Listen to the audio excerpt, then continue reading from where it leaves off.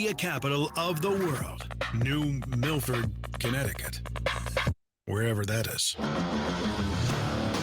This is Mostly Automotive Marketing with Matt Wilson. Hello, you all. Welcome to Mostly Automotive Marketing with Matt Wilson. Sporting my new Eric Church hat today. I got to tell you, the Chief has the best merchandise. I love it. This is like wood or something. I don't know. Anyway, welcome to another episode of Mostly Automotive Marketing with Matt Wilson, brought to you by Stoke Cold Brew. It's not. But how cool would it be if I had a Stoke sponsorship? Anyway, in today's episode of Mostly Automotive Marketing, we're going to be talking about subscription services, not Netflix or Hulu or Stitch Fix or any of the other 8,000 subscription services that I basically use to run my life, but vehicle subscription services, which of course we know are super popular and becoming more and more popular as time goes on. So my guest today is from Finn, the head of subscription pricing and TCO at Finn, capital Finn. Not sure if you've heard of Finn, but we're going to make sure you do today and talk subscription services.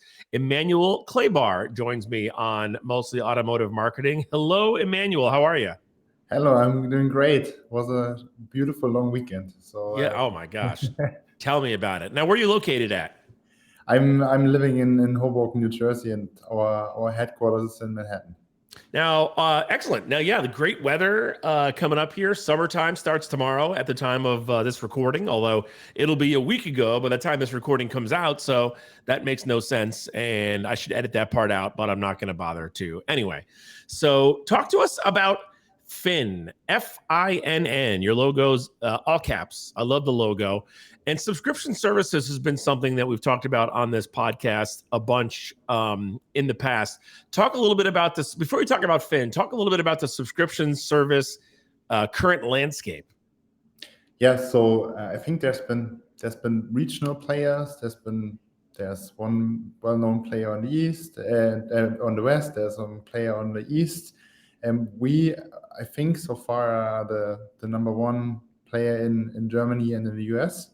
From the size of our fleet, there's more and more companies coming, and there's like one big distinguisher. It's like the one brand versus the multi-brand services, right? There's been OEMs trying to get into it, BMW, Volvo, and then there's more and more multi-vehicle or multi-brand subscriptions, and we are offering multi-brands. So we build a platform that can list and where we can offer every brand possible, every brand you can imagine, which of course makes it easier to attract customers and makes it way simpler for our customers to find the car that they want.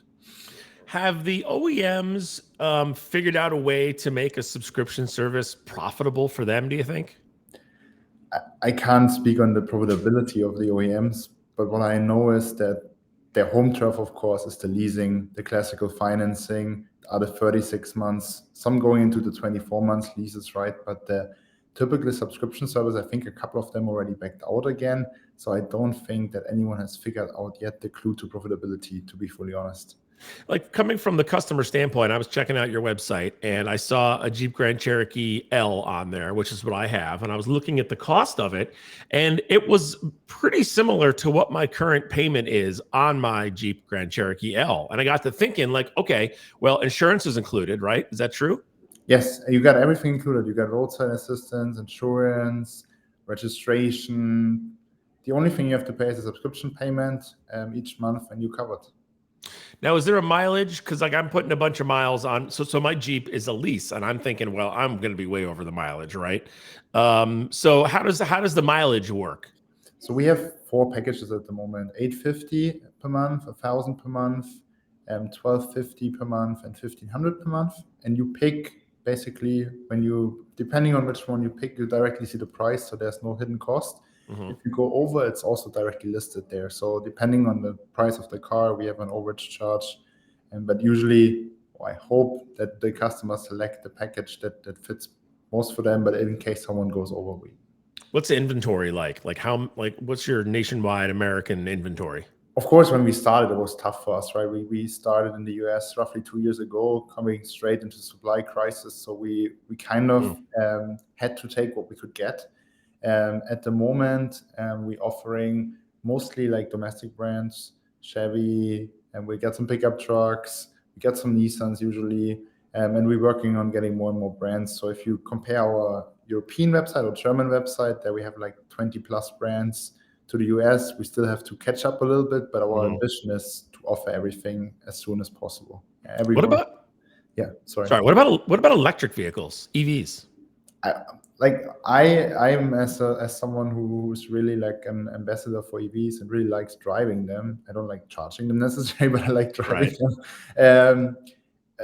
I think this platform and our concept is the ideal scenario for customer to get to know an EV, because you got like 6 months, a year, you can test it. There's no commitment, and you can just see if the EV fits your lifestyle. So from my perspective, I would love to offer more and more EVs.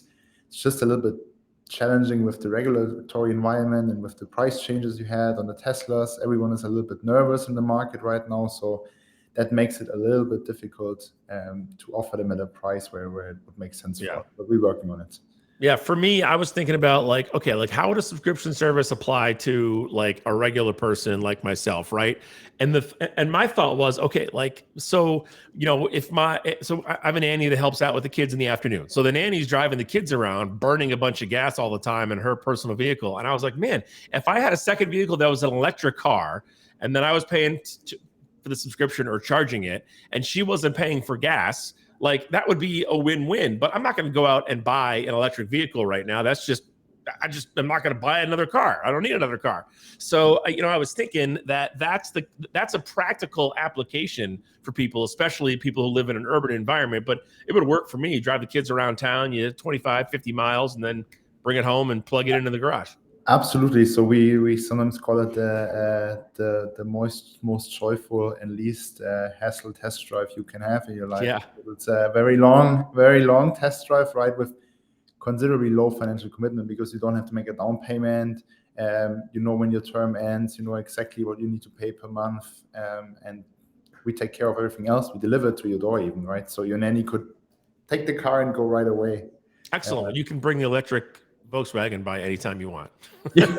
So what's the most popular like subscription length? Are people doing the shorter lengths, the longer lengths, and what are the benefits of those both? So in the US so far, what we see, it's a little bit of a split between 6 and 12 months, depending on what we offer as well. In Germany, we see people going towards 12 months. Like that's the sweet spot. We had 24 months offered, we had 6 months offered, we had 9 months offered, and most of the customers go for 12 months, because I think that's like the sweet spot where you, from a pricing perspective and from I want to have the car a considerable amount of time, where they think this is the best fit for them. Yeah.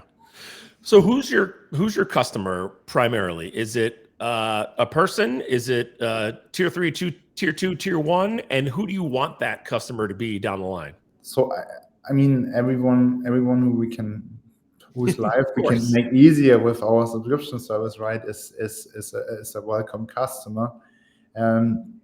We have a B2B program, which just started that in the US recently. So for small businesses, medium-sized businesses, they can approach us, and we have a B2C platform.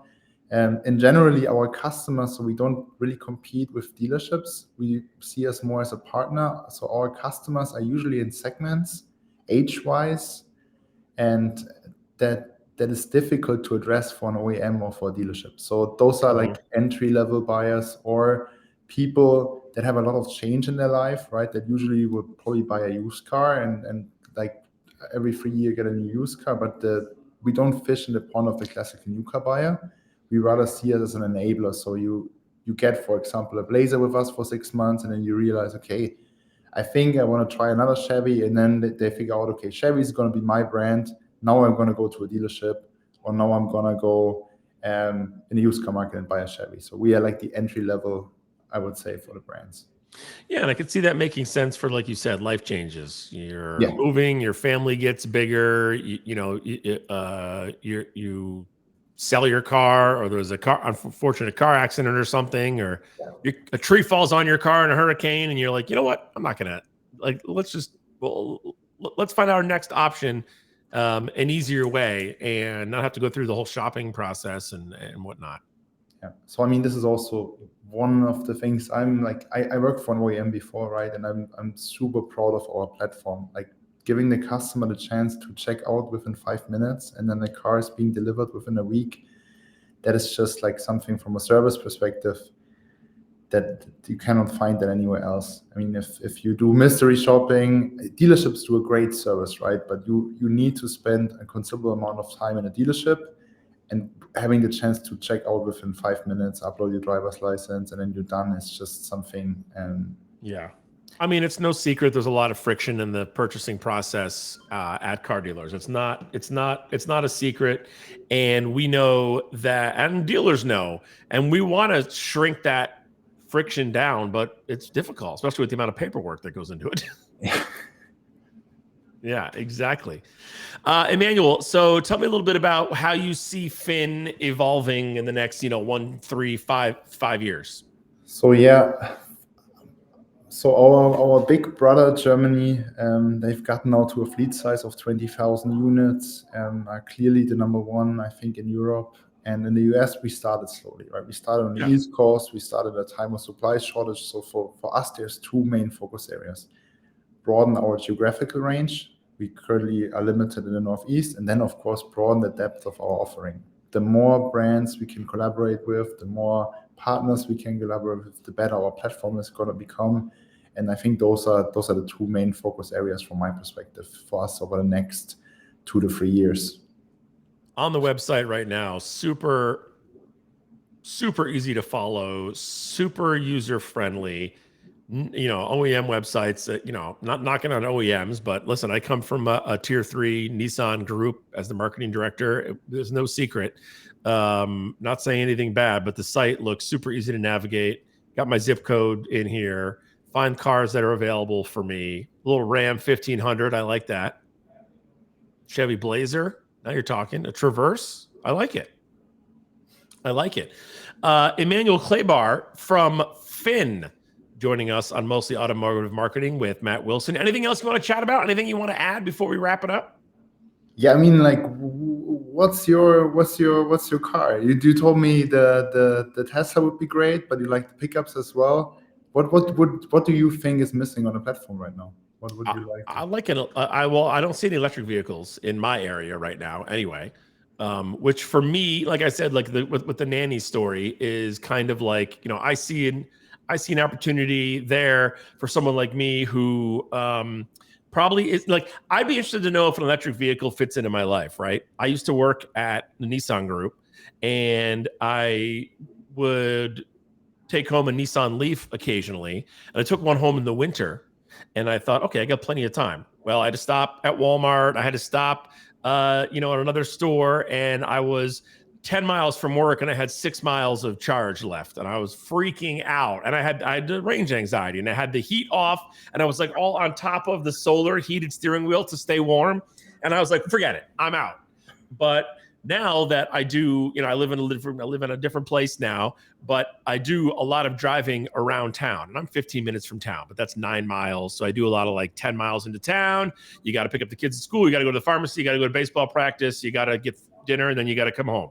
So I'm like, all right, I think an electric vehicle could fit into my life, but I'm not going to go out and buy an $85,000 Tesla right now because maybe it doesn't fit into my life. So I see that personally as an area of opportunity, because I think that's how it would work for me. And I don't know if that's the case with other people, probably more in urban environments. I mean, my town has a charger downtown, but I would charge it at my house overnight, most likely.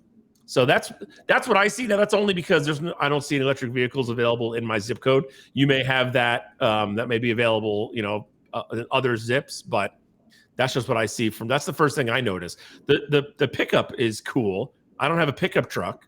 And I like pickup trucks. So that's an opportunity too, Maybe we can make something happen for you. Now you're talking. Now you're talking my language. The other thing I was thinking about was 4x4s. All right, like I live in Connecticut. Your PR guy, your guy Kevin lives in Connecticut. It snows a lot here. Not this year, but if you don't have a 4x4, and you don't want to go out and buy one, maybe that's an idea. You get one for a year. What's the shortest subscription available?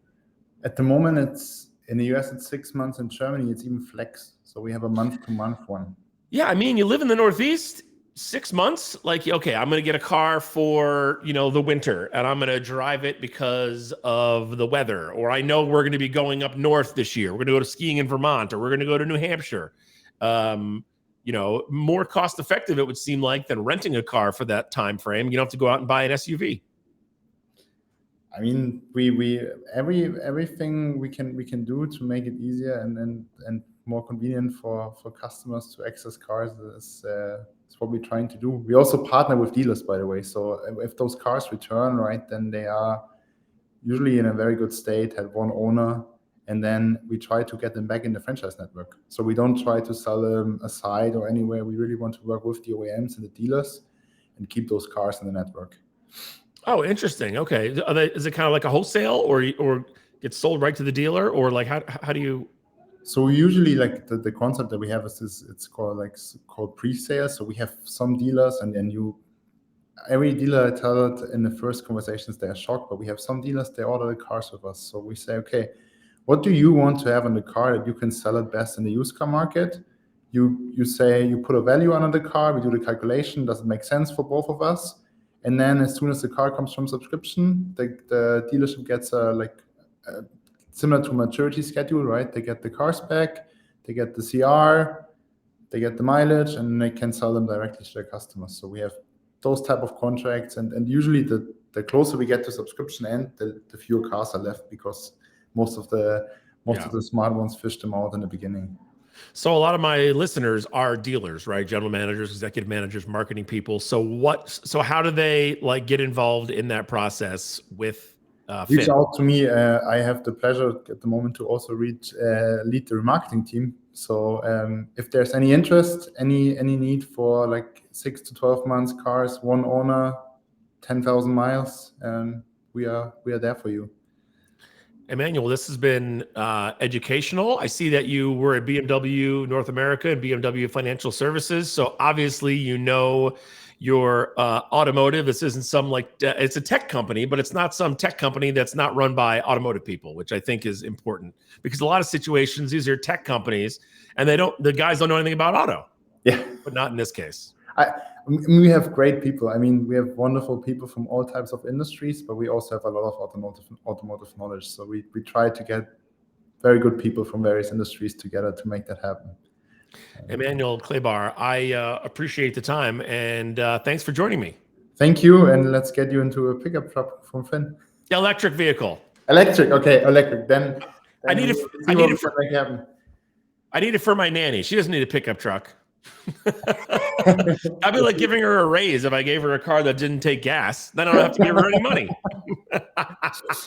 Perfect. Immanuel, thanks for your time. I appreciate it. Thank you very much. Have a wonderful day. Thank you. You too. There you go. A little chat about subscription services with Immanuel Klaiber. He's the head of subscription pricing and TCO at Finn, Finn. Check it out online. Trying to do more episodes. It's so hard. Work is so busy. Kids are so busy. But I'm going to make an effort to put out episodes more regularly. So thanks for checking out Mostly Automotive Marketing with Matt Wilson. I appreciate it. More episodes coming soon.